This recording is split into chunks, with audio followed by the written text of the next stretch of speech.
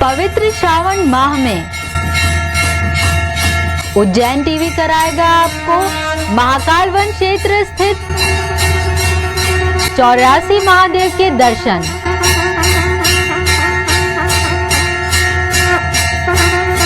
प्रतिदिन कीजिए एक महादेव के दर्शन और जानिए उनकी गाथा केवल उज्जैन टीवी के समाचारों में।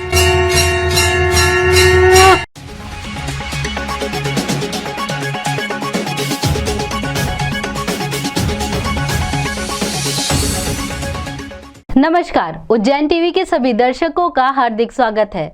आइए सबसे पहले एक नजर डालते हैं आज के मुख्य समाचारों पर। कोरोना की संभावित तीसरी लहर के लिए प्रशासन हुआ सख्त, कलेक्टर ने निर्देशों के साथ दी जानकारी। श्रावण माह के दूसरे सोमवार के मद्देनजर आला अधिकारियों ने महाकाल क्षेत्र में लिया व्यवस्थाओं का जायजा।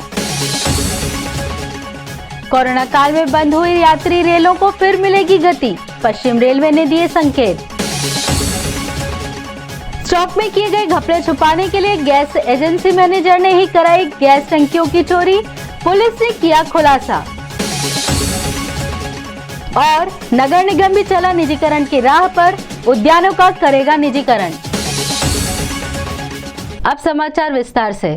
कोरोना की तीसरी लहर की संभावना के चलते कलेक्टर ने कहा कि पॉजिटिव आने पर होना होगा अस्पताल में भर्ती या होम क्वारंटाइन, अन्यथा की जा सकती है कानूनी कार्यवाही। कोरोना पॉजिटिव होने के बाद यदि कोई व्यक्ति संयमित नहीं रहता है और वह यदि सार्वजनिक स्थलों पर जाएगा तो उसे समाज के लिए खतरा माना जाएगा, उसके खिलाफ कड़ी कार्रवाई की जाएगी। कलेक्टर आशीष सिंह ने कहा कि हम आपराधिक प्रकरण दर्ज करने से भी नहीं चूकेंगे। कलेक्टर ने संभावित तीसरी लहर की तैयारियों के विषय में भी जानकारी दी। देखिए, अगर कोरोना पॉजिटिव कोई व्यक्ति आता है और आरटीपीसीआर रिपोर्ट उसकी पॉजिटिव आती है, या कई केसेस में भले ही आरटीपीसीआर रिपोर्ट जो है वो नेगेटिव हो, लेकिन अगर उसका सीटी स्कैन ऐसा देखने से लग रहा है कि वो पॉजिटिव है, दोनों ही मामलों में हमारे द्वारा हमारी आरआरटी की टीम पहुंचती है और उनको होम क्वारंटीन करती है। घर पे ही रह के वो अपना इलाज करा सकते हैं, उनको सुविधा दी जाती है।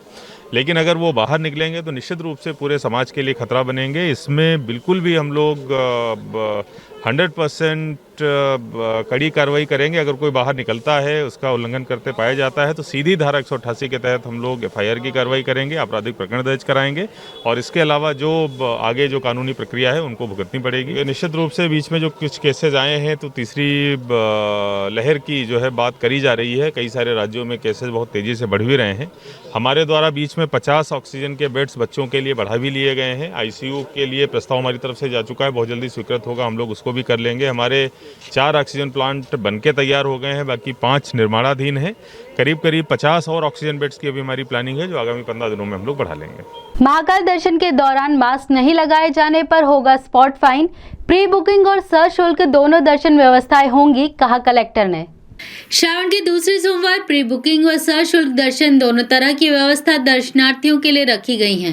कोरोना गाइडलाइन का उल्लंघन करने पर स्पॉट फाइन किया जाएगा व कर्मचारियों द्वारा दर्शनार्थियों से किया गया दुर्व्यवहार क्षम्य नहीं होगा। मीडिया से मुखातिब होते हुए कलेक्टर आशीष सिंह ने यह बात एडीएम नरेंद्र सूर्यवंशी व एसडीएम कल्याणी पांडे के साथ महाकाल सत्र में दर्शन व्यवस्था का जायजा लेने के पश्चात कही। वह बताया कि दर्शनार्थियों को चारधाम मंदिर से कतार में लगना होगा और वापसी भी यहीं से होगी। इसी क्षेत्र में पार्किंग के साथ जूता स्टैंड, क्लॉक रूम व मंदिर के काउंटर भी बनाए गए हैं। हमारी पूरी प्लानिंग है वो प्री बुकिंग दर्शन के माध्यम से, और अगर प्री बुकिंग नहीं है तो विशेष दर्शन के माध्यम से ही रहेगी। बाकी हमने व्यवस्थाएं इस हिसाब से भी कर रखी है, अगर संख्या थोड़ी बहुत ज़्यादा भी होती है तो आराम से लोग आएँ और सुरक्षा के साथ में और बड़ी कन्वीनियंस के साथ में दर्शन करके वापस चले जाएँ। कोरोना की गाइडलाइन किस तरह से पालन? देखिए, जैसा मैंने बताया, कोरोना की गाइडलाइंस के लिए अगर कोई बिना मास्क के आता है उसको हम लोग अलाउ नहीं करेंगे, और इसके अलावा प्री बुकिंग और विशेष शुल्क दर्शन व्यवस्था, उसके अलावा अगर कोई आता है तो हम उसको अलाउ नहीं करेंगे। देखिए, एक तो अगर कोई ऐसा व्यक्ति है जो कोरोना गाइडलाइन का पालन नहीं कर रहा है, मास्क नहीं लगाए हुए है, तो न केवल हम लोग उसके ऊपर स्पॉट फाइन की कार्रवाई करेंगे, और अगर चेतावनी के बाद आगे भी ऐसा करना जारी रखता है तो हम लोग उसको आगामी मंदिर में वो प्रवेश न कर पाए, ये व्यवस्था भी अपने हिसाब से कर सकते हैं। श्रावण माह के दूसरे सोमवार की सवारी की तैयारियों का जायजा लेने के लिए दौरा किया एएसपी ने।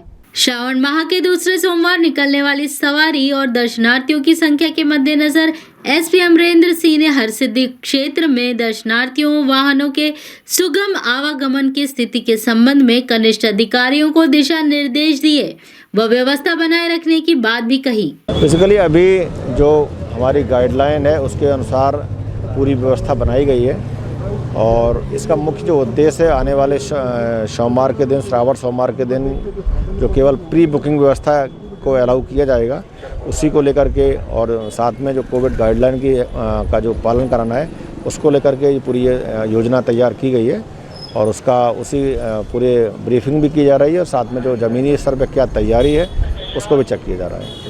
कोरोना काल में बंद हुई मेल एक्सप्रेस फिर से शुरू करेगा पश्चिम रेलवे, सभी गाड़ियां होंगी अनारक्षित। कोरोना की दूसरी लहर के चलते पश्चिम रेलवे द्वारा 16 पैसेंजर रेलगाड़ियों को बंद कर दिया गया था। अब स्थिति में सुधार होने पर पश्चिम रेलवे ने इन बंद ट्रेनों को 9 और 10 अगस्त से शुरू करने का निर्णय ले लिया। दोबारा शुरू की जा रही ये सभी रेलगाड़ियां अनारक्षित होंगी। इन गाड़ियों में कोरोना प्रोटोकॉल का पालन जरूरी होगा। यह जानकारी देते हुए रेलवे सलाहकार समिति सदस्य प्रकाश त्रिवेदी ने बताया।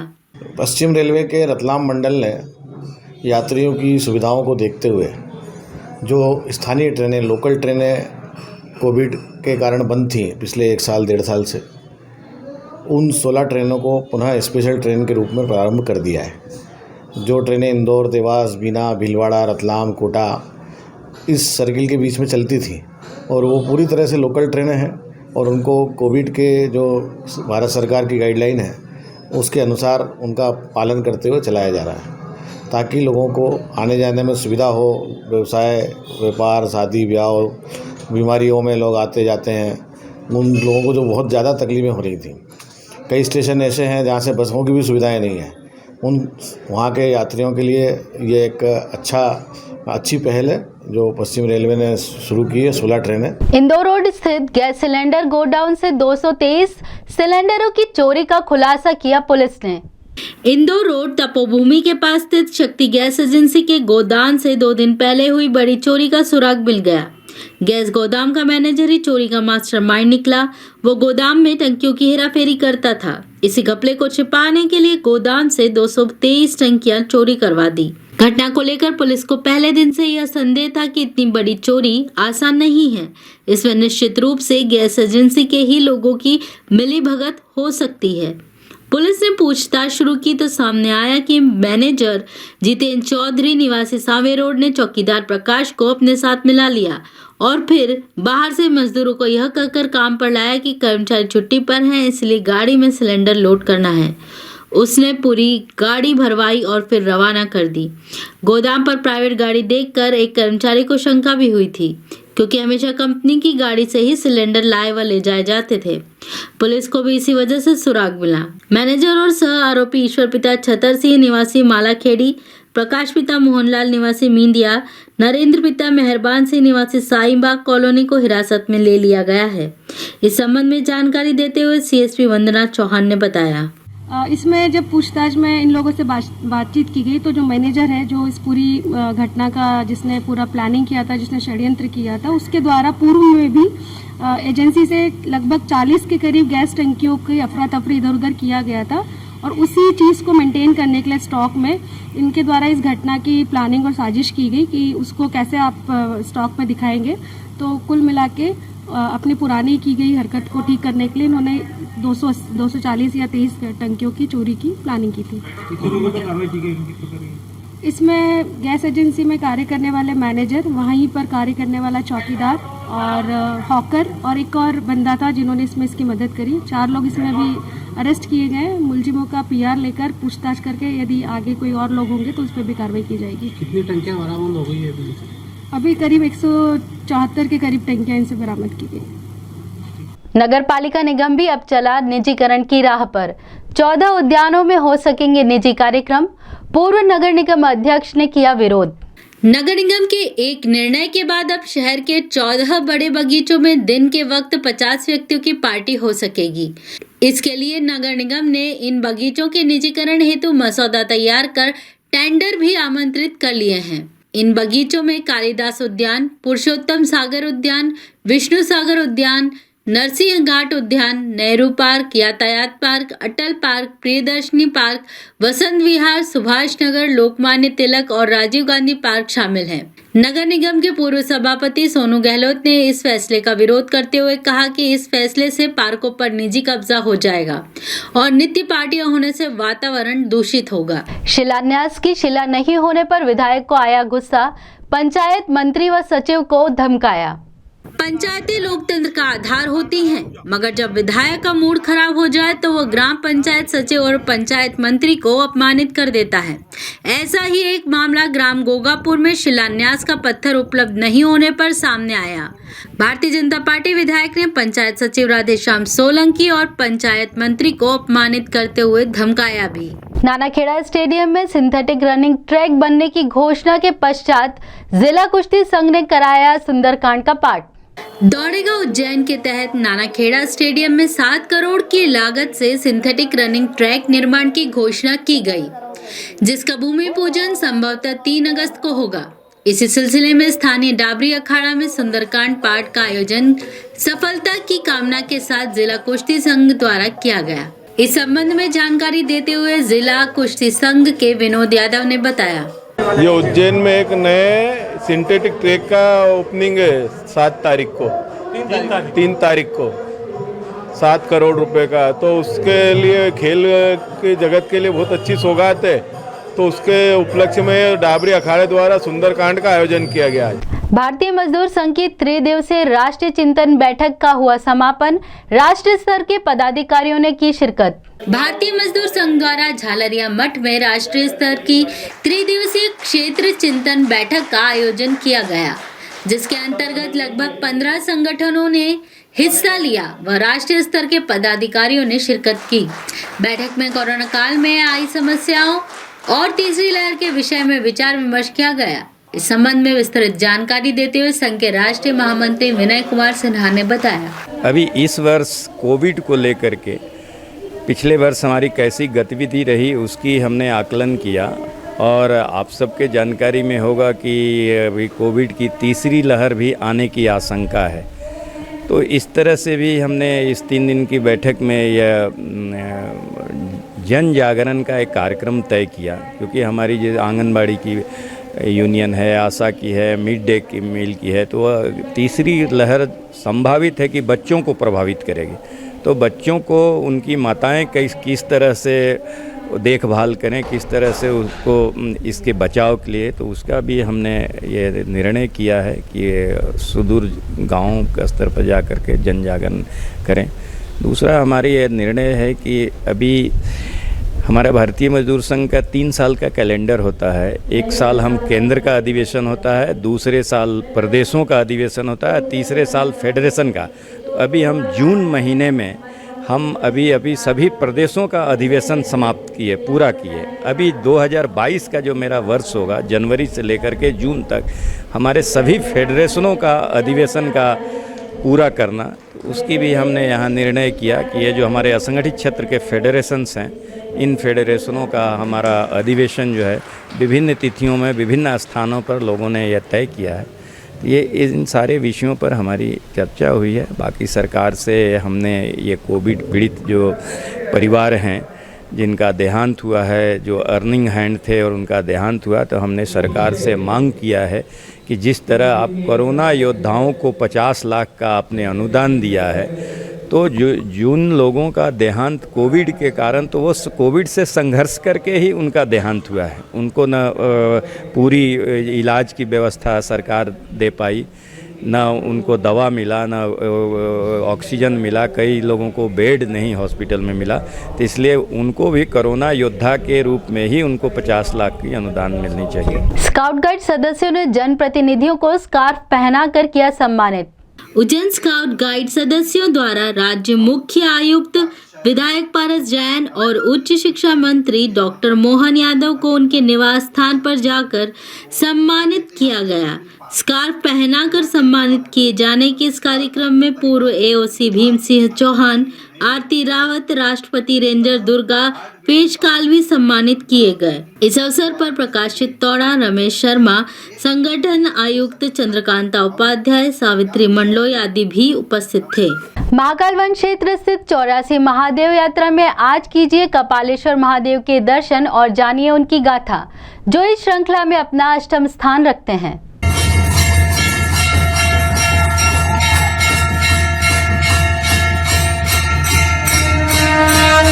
त्रेता युग में महाकाल वन में पितामह ब्रह्मा विशाल यज्ञ कर रहे थे।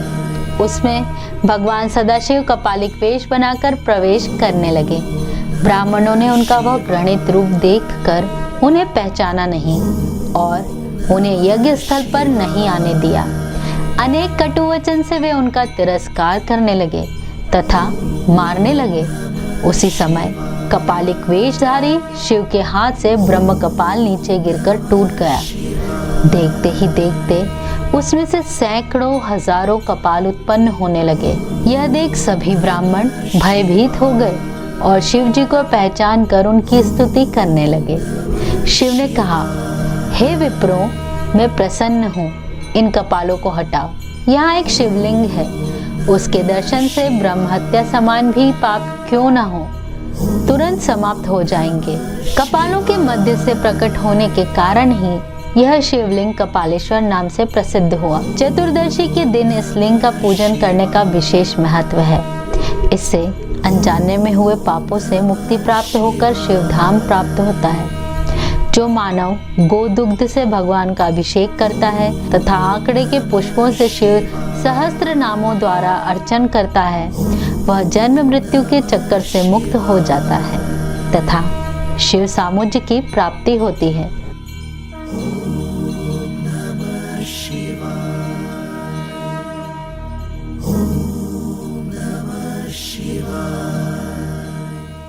तो आइए अब एक नजर डालते हैं वैधशाला से प्राप्त मौसम के आंकड़ों पर।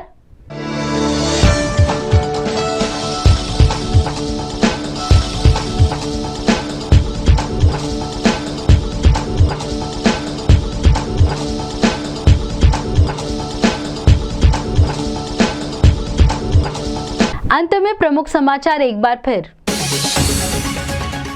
कोरोना की संभावित तीसरी लहर के लिए प्रशासन हुआ सख्त, कलेक्टर ने निर्देशों के साथ दी जानकारी। श्रावण माह के दूसरे सोमवार के मद्देनजर आला अधिकारियों ने महाकाल क्षेत्र में लिया व्यवस्थाओं का जायजा। कोरोना काल में बंद हुई यात्री रेलों को फिर मिलेगी गति, पश्चिम रेलवे ने दिए संकेत। स्टॉक में किए गए घपले छुपाने के लिए गैस एजेंसी मैनेजर ने ही कराई गैस टंकियों की चोरी, पुलिस ने किया खुलासा। और नगर निगम भी चला निजीकरण की राह पर, उद्यानों का करेगा निजीकरण।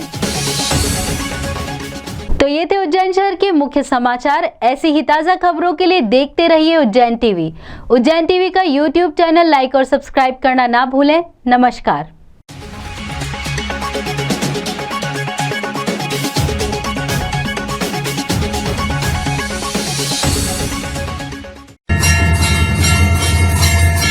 पवित्र श्रावण माह में उज्जैन टीवी कराएगा आपको महाकाल वन क्षेत्र स्थित 84 महादेव के दर्शन।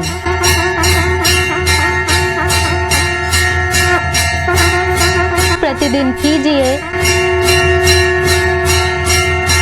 एक महादेव के दर्शन और जानिए उनकी गाथा, केवल उज्जैन टीवी के समाचारों में।